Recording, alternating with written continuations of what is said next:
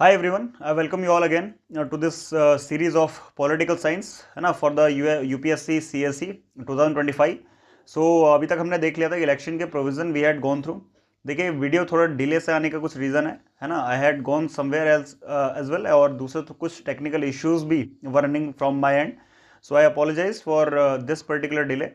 Now directly move करते हैं अपने जो सेगमेंट हमारे पास आ जाए है ना. अभी तक हमने इलेक्शन और उससे रिलेटेड प्रोविजंस हमने कंप्लीट कर लिए हैं. Now today we are going to deal with the functions of parliament, state legislature और तुम्हारा लोकल गवर्नमेंट. तो एग्जीक्यूटिव वाला जो पोर्शन है, लेजिस्लेचर एग्जीक्यूटिव वाला जो पोर्शन है, now today we are going to deal with that particular portion of in this particular segment. तो नेक्स्ट हमारा इसमें सबसे पहले जो basically portion which is related to internal emergency. देखिए अगर हम बात करते हैं इंटरनल इमरजेंसी, एक्सटर्नल इमरजेंसी है ना, तो मल्टीपल टाइप की इमरजेंसीज होती हैं. तो इंटरनल इमरजेंसी है चाहे एक्सटर्नल इमरजेंसी है ना. और the provisions related to emergency ये प्रीवियस ईयर 2024 में it was in UPSC paper that it this particular segment the emergency belongs to which of the following part. तो यहाँ पे part 18 was the answer of that question है ना. And you must be remembering this particular fact that कि part हमारे लिए important हो जाते हैं क्योंकि पार्ट से उसने क्वेश्चन पूछना शुरू कर दिया है. शेड्यूल आपको बेसिकली पता होना चाहिए, पार्ट पता होना चाहिए. तो ध्यान रखिएगा आर्टिकल 352 से लेकर article 360 which deals with the emergency provision. Article 352 में आपने पढ़ा होगा नेशनल इमरजेंसी के बारे में बात करता है. आर्टिकल 356 बात करता है हमारे presidential emergency that president rule के बारे में. And article 360 talks about the financial emergency है ना. ये तो आपने पढ़ा ही होगा, ये यहाँ पे लिखा भी है ना. इस चीज को आप लोग देख सकते हैं. Now what is related why this particular portion is in news, क्योंकि 24 ईयर 2024 के अंदर 50 साल बेसिकली पूरे हो गए थे जो 1975 में बेसिकली इमरजेंसी लगी थी. तो 25 जून को बेसिकली इमरजेंसी लगाई गई थी 1975 में. एंड 2024 के अंदर वी कंप्लीटेड 50 ईयर्स राइट. तो इस बात को आप थोड़ा ध्यान रख लेंगे, इसीलिए इमरजेंसी थोड़ा न्यूज में उस टाइम पे मतलब बनी हुई थी. That is nothing but the repetition of fact. ये आपको बेसिकली पता होना चाहिए. नाउ आपको ये भी पता होना चाहिए कि हमारे देश के अंदर अगर हम बात करें नेशनल इमरजेंसी की, after 44th constitutional amendment act, now that can be implemented on or that can be come into force enforced on the two grounds only. तो इस बात का आप ध्यान रखेंगे राइट. तो पहला तो है वॉर या एक्सटर्नल एग्रेशन ऐसा अगर कुछ दिखता है. And second ground is the armed rebellion, not the internal emergency which is not explicitly mention in this particular clause. अगर ऐसा कुछ वो देता है that internal emergency is one of the basis due to which या on by implementing which we can or the president can proclaim the emergency under article 352 or called as the national emergency, so that a statement would be wrong because national emergency में internal emergency वाला शब्द जो है that is now been removed. तो इस बात को आप ध्यान रखेंगे है ना. तो there are only two grounds, there is a war or external aggression जिसको external emergency बोलते हैं, and internal emergency के अंदर that is the only armed rebellion is being included. इसके अलावा there is nothing else is included. internal emergency के internal emergency बोलकर अगर वो कुछ ऐसा बेसिकली दूसरी चीजें वो डालने की कोशिश कर रहे हैं, so that would be wrong. इस बात को आपको थोड़ा बहुत समझना चाहिए.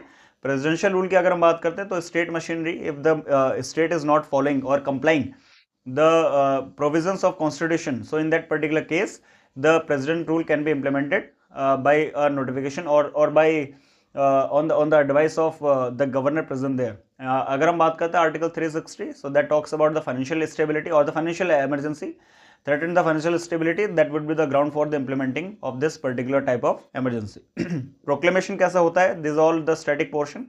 Now you should be remembering these all fact. तो 44th constitutional amendment से जो मैंने आपको बेसिकली बताया है ना, रिटर्न अप्रूवल चाहिए पहली बात है ना. And return approval of what, that is cabinet का रिटर्न अप्रूवल चाहिए प्रेसिडेंट को, और बेसिकली उसमें बेसिकली हस्ताक्षर होने जरूरी हैं. Fundamental right that is article 20 and 21 से रिलेटेड क्या क्या क्लॉज है. आर्टिकल 359 जब बेसिकली इंप्लीमेंट होगा तो जो है they will remain in force, उनको बेसिकली लिया नहीं जा सकता, छीना नहीं जा सकता है ना. तो ये सब चीज़ें आपको बेसिकली पता होना चाहिए. लोकसभा का टर्म जो है वो 5 साल का यूजुअली होता है, तो एक बार में उसको 1 साल बेसिकली एडिशनल बढ़ाया जा सकता है. जैसे फॉर से इमरजेंसी अगर आज लगी तो नेक्स्ट ईयर बेसिकली अगर बढ़ाना है तो एक बार में एक ही करेंगे, दैट इज 5 से बेसिकली पहले 6 बनाया जाएगा है ना. 1 साल बढ़ा के 6 बनाया जाएगा. फिर अगर और अगर ज़रूरत पड़ती है तो 6 से बेसिकली 7 बना जाएगा. ऐसा नहीं कि 5 से डायरेक्टली जो है वो 7 बना दिया जाए है ना. तो दिस इज द क्लॉज, इस बात को आप ध्यान रखेंगे. और हमको आर्टिकल 83 और 172 को अमेंड करना पड़ेगा. तो ये सारी चीज़ें बेसिकली हमको देखने को मिलती हैं है ना. एंड ये हमको पता है कि जो इमरजेंसी है the emergency which is being proclaimed, ठीक है, that is under, now that comes under the purview of judicial review, इस बात को भी आप ध्यान रखेंगे। Comes to schedule 10 of the constitution, that is anti defection law, थोड़ा बहुत इसके बारे में भी आप जान लेंगे। तो सुप्रीम कोर्ट ने डिसमिस कर दी थी कि भाई एंटी डिफेक्शन लॉ को लेकर कुछ रिट पिटिशंस गई थी उस सुप्रीम कोर्ट में 2024 के अंदर। तो इस बात को भी आप ध्यान रखेंगे कि anti defection law that is schedule 10 हमारे बेसिकली प्रोविजन के अंदर मेंशन्ड है, या हमारे न्यूज़ में बेसिकली बना हुआ था। तो 52nd constitutional amendment act of 1975 से इसको जोड़ा गया था एंटी डिफेक्शन लॉ को, है ना। तो डिस्क्वालिफिकेशन ऑफ एमएलएस के बारे में बात करता है, एमपीज के बारे में बात करता है, तो इस बात को आप थोड़ा ध्यान रखेंगे। This was in news due to that Maharashtra वाला इशू, है ना। You must be remembering that particular, you must be following that particular thing अपने लास्ट जो बेसिकली आपने पढ़ा था। तो disqualification house of that on the floor of house किस तरीके से हो सकता है, what are the provisions related. So उसके अंदर डिस्क्वालिफिकेशन में ही हमको क्या देखने को मिलता है कि एंटी डिफेक्शन के तहत भी डिस्क्वालिफिकेशन होता है। एंटी डिफेक्शन के तहत disqualification is being decided by the presiding officer of that particular house, है ना। तो ये सब चीज़ें यहाँ पे लिखी हुई हैं, और ये आपने स्टैटिक में भी you must be doing this, है ना। तो अगर नहीं है तो just do inculcate all these things into your static portion as well, that would be crucially beneficial for you, और ये हमारे लिए इंपॉर्टेंट भी हो जाता है। तो 10th शेड्यूल आप याद रखेंगे, एंटी डिफेक्शन के क्या क्या क्लॉज हैं, कब एंटी डिफेक्शन लगता है किसी पार्टी के ऊपर, किसी मेंबर के ऊपर, इसको भी आपको याद रखना है, क्योंकि यहाँ से ऑलरेडी क्वेश्चन हमारे प्रीवियस ईयर में बन चुके हैं, राइट। तो ये सारी चीज़ें हैं। एंड आपको एक जजमेंट और याद रखना है, that is Kihoto Hollohan judgement versus Zachillhu, 1992 का जजमेंट है ना। एंड सुप्रीम कोर्ट ने ये बोल दिया था कि इस पर्टिकुलर जजमेंट ने सुप्रीम कोर्ट ने बेसिकली ये बोला है दैट एंटी डिफेक्शन और the decision of the presiding officer now under the purview of judicial review. It simply means that अगर किसी मेंबर ऑफ पार्लियामेंट या मेंबर ऑफ लेजिस्लेटिव असेंबली का डिस्क्वालिफिकेशन होता है, तो उसका जो डिस्क्वालिफिकेशन है अगर उसको चैलेंज कराया जाता है सुप्रीम कोर्ट में, so that can be reviewed by the judiciary. अब उसको किया जा सकता है, that is the decision of that presiding officer. तो इसको बोला कि 1992 का देयर इज अ जजमेंट हमारे लिए इंपॉर्टेंट हो जाता है ना। तो ये सब चीज़ें हैं। और there is another judgement of 2020 that is Keisham Meghachandra Singh versus Singh 2020 का बेसिकली जजमेंट है। इसमें बेसिकली सुप्रीम कोर्ट ने बोला कि 3 महीने के अंदर अगर उसको बेसिकली जो है नॉर्मली डिसाइड कर देना चाहिए, 3 महीने का there is a time period sufficient for the decision of the presiding officer, कि भाई वो डिसाइड करे that the disqualification of member is there और नॉट, राइट। एंड तो ये सब चीज़ें हमको देखने को मिलती है। हाँ, 10th शेड्यूल से रिलेटेड कुछ केसेस हमको देखने को मिले, इसको आपको ध्यान में रखना है। और किस तरीके से बेसिकली होता है, तो ये सब चीज़ें यहाँ पे लिखी हुई हैं। 2/3 of member present and voting, sorry 2/3 of member in the favour, मतलब अगर बेसिकली वो they switch the party, so that is not subject to that is disqualification, ये हमको पता है। तो यहाँ पे क्लॉज लिखे हुए हैं, है ना, ये आप एक बार देख सकते हैं। प्रोपोर्शनल रिप्रेजेंटेशन बेसिकली क्या होता है, now what is proportional representation. तो हमको पता है कि हमारे देश के अंदर एफपीटीपी सिस्टम चलता है, that is the first past the post system. Class 11th की किताब में ये दिया हुआ है, तो एनसीईआरटी तो आपने बेसिकली गो थ्रू करी होगी, ऐसा मान के चल रहा हूँ, अगर 25 का आप बेसिकली एग्जाम दे रहे हैं। तो ऐसा हमको क्यों न्यूज़ में बेसिकली था, देखिए एक्सपर्ट हमारे देश के अंदर ऐसा कुछ बोला गया, उन्होंने प्रोपोर्शनल रिप्रेजेंटेशन को कंसिडर करा for the Lok Sabha election and the state legislative assembly election. बोला कि हमको उसको फॉलो करना चाहिए इंस्टेड ऑफ, या किसके जगह पे, एफपीटीपी के जगह पे, इलेक्टोरल सिस्टम को थोड़ा बहुत चेंज करने के लिए ऐसा कुछ इन्होंने जो है they have put the advice, और उन्होंने ऐसा कुछ बेसिकली करने की कोशिश करी, है ना। तो प्रोपोर्शनल रिप्रेजेंटेशन और एफपीटीपी में क्या अंतर होता है, देखिए नॉर्मल डिफरेंस आपको पता होना चाहिए। एफपीटीपी का मतलब क्या है, that is the first past the post system, the party gets the majority stands win. और एफपीटीपी की अगर हम बात करें तो इसमें भी लगभग ऑलमोस्ट सेम है, but that is the direct indirect elections की हम बेसिकली इसमें बात कर लेते हैं। तो what is the normal difference, कहाँ पे डिफरेंस है, you can go through this particular thing, है ना। एंड बाकी आप लोग इसको एक बार देख सकते हैं, राइट। तो नॉर्मली इसमें से क्वेश्चन बनेंगे हमारे, नॉट सो टिपिकल, राइट। तो एग्जाम्पल कौन कौन से जहाँ पे हमारा एफपीटीपी चल रहा है, जैसे फॉर एग्जाम्पल यूएस है, यूके, कनाडा, इंडिया है ना। यहाँ पे लोकसभा और लेजिस्लेटिव असेंबलीज के लिए हमारे देश के अंदर चल रहा है। और हमारे देश के अंदर क्या प्रोपोर्शनल रिप्रेजेंटेशन चलता है, बिल्कुल चलता है। अगर आप बात करें कि प्रेसिडेंट के इलेक्शन कैसे होते हैं, they are from the by the through this particular process of proportional representation. हमारे देश में राज्यसभा के इलेक्शन कैसे होते हैं, through this process of proportional representation only. तो हमारे देश में ये भी चलता है ना, they are the direct election is being conducted for those all post. Usually अगर हम बात करें इजराइल के अंदर, नीदरलैंड्स के अंदर, वहां पर ये चलता है। अगर प्रोपोर्शनल रिप्रेजेंटेशन की बात करें, जहां पर लार्ज एरिया डिमार्केटेड कॉन्स्टिट्यूएंसीज है, वहां पर ये सक्सेसफुल है।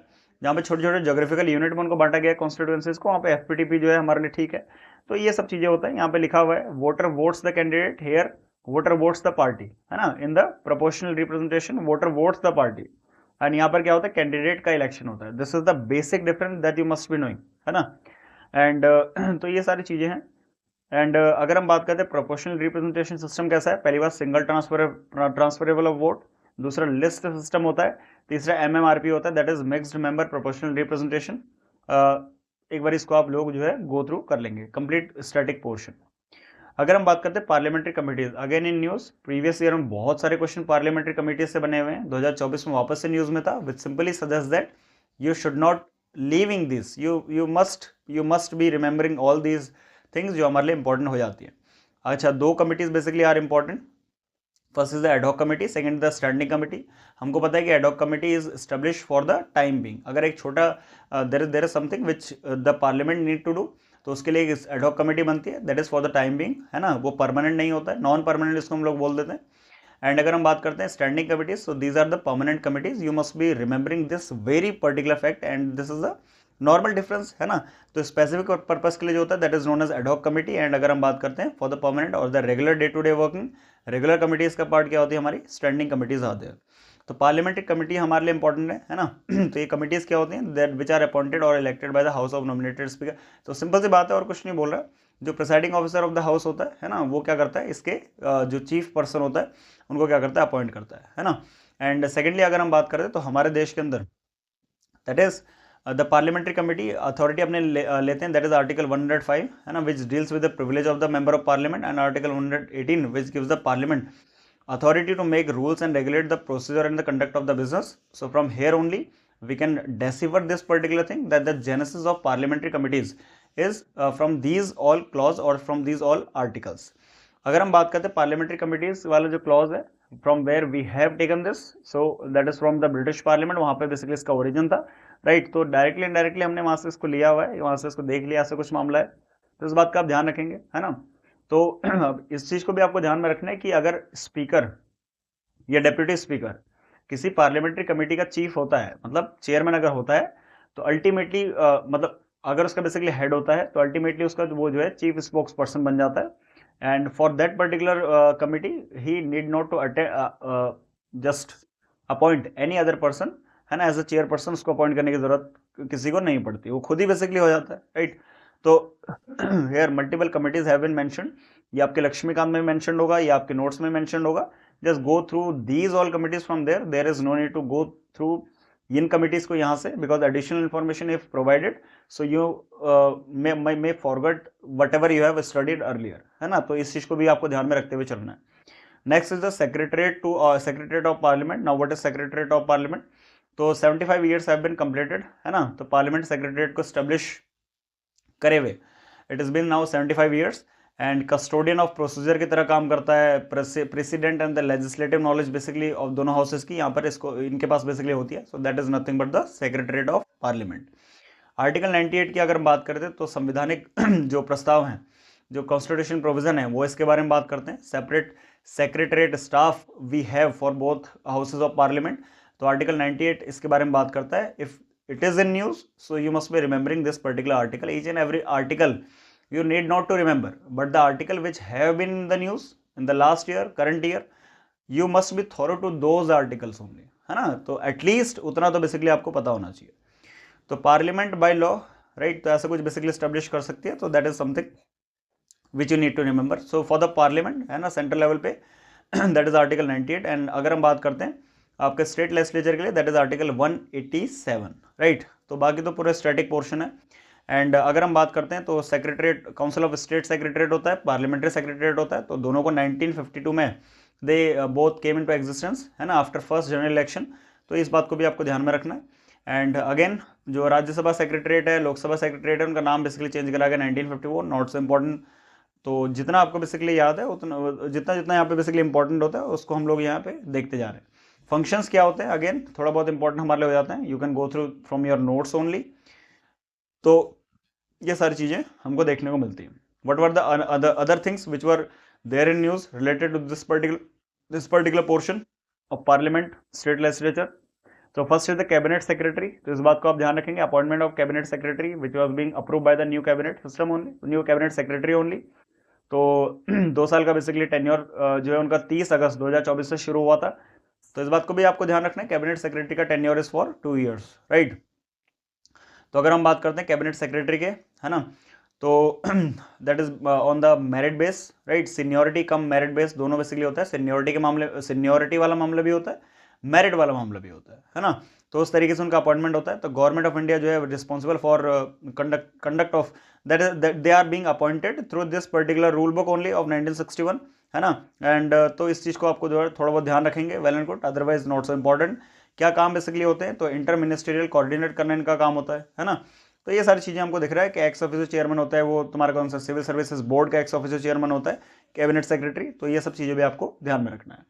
Then coming to president's address to parliament, important हो जाता है। आर्टिकल 87 आप याद रखेंगे इस केस में, आर्टिकल 86 आप याद रखेंगे इस केस में। तो अगर हम बात कर रहे हैं कि हर एक जनरल इलेक्शन के बाद president address the both the houses of parliament, इस बात को आपको ध्यान रखना है, that comes under article 86 and article 87, right. तो प्रेसिडेंट हैड नो सो इस बात को भी, मतलब ये सारी चीजों को भी आपको ध्यान रखना है ना। Then come to oath of the member of parliament. तो कैसे कैसे बेसिकली ओथ होती है मेंबर ऑफ पार्लियामेंट की, है ना। तो जो न्यूली इलेक्टेड मेंबर होते हैं 18 लोकसभा के अंदर, now they were suppose to take oath, already ले चुके थे, राइट। अभी तो हम 2025 के अंदर इस बारे में बात कर रहे हैं। तो 99th कॉन्स्टिट्यूशनल अमेंडमेंट बेसिकली बात, सॉरी 99th आर्टिकल बेसिकली बात करता है, article 99, it talks about the oath and affirmation of member of parliament. इस बात को भी आपको ध्यान रखना है। 3rd शेड्यूल के अंदर ऐसा कुछ लिखा हुआ है, इंपॉर्टेंट हो जाता है हमारे लिए, क्योंकि if the part it is asking, so schedule भी बेसिकली पूछ सकते हैं। तो इस बात को ध्यान रखना है कि ओथ जो लिखी हुई है that is constitution provision for that particular causes, 99th constitutional amendment act, and similarly that is 3rd schedule of constitution, it talks about the oath of member of parliament, oath of office of member of parliament. Similarly article 104, it talks about that ki without oath if the member of parliament sits in any house of parliament, right, so that is under penalty, right, so that could be penalized. तो ऐसा कुछ यहाँ पे हमको देखा है। तो that talks about the penalty वाला clause before taking the oath to the office or to the house, that is mentioned in article 104, and the oath for the office of member of parliament, that is mentioned in article 99 and 3rd schedule of constitution. You must be remembering all these facts. तो हमको पता है कि भाई oath, any member of parliament can subscribe its oath in 8th schedule के अंदर, जो basically 22 schedule languages हैं, और other than that इंग्लिश में भी basically oath they can take. तो इस बात को भी आपको ध्यान रखना है। So that was the related to that particular portion was related to अपना the parliament and state legislature and other issues. Now from the next video we are going to start the issues related to the constitution, जिसमें हमारा citizenship पहले आ जाएगा, then we will move further. तो I hope यहाँ तक basically आपको clear होगा, एंड फर्दर जल्दी से हम जो है इस पोर्शन कंप्लीट करने की कोशिश करेंगे, ताकि हम नेक्स्ट जो हमारा पोर्शन है, नेक्स्ट जो हमारा सिलेबस अलाइंड है ना, उस पर चलने की कोशिश कर सकें। मिलते हैं आपसे नेक्स्ट वीडियो में, तब तक के लिए जय हिंद।